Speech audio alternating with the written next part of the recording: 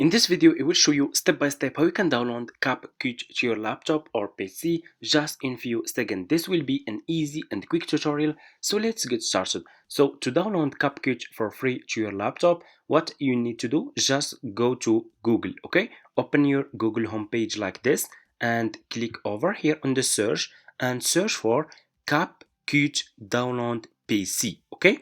And you should find this website of capcut.com like this. On the first link, click on the first link like this.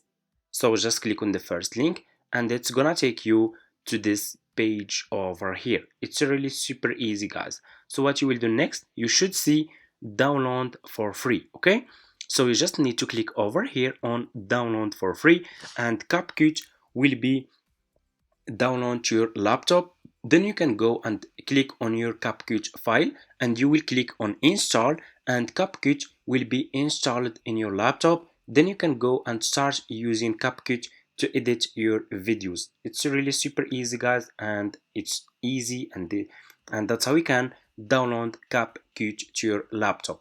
Thank you so much for watching. Don't forget to subscribe to this channel, like this video, and see you in my next videos.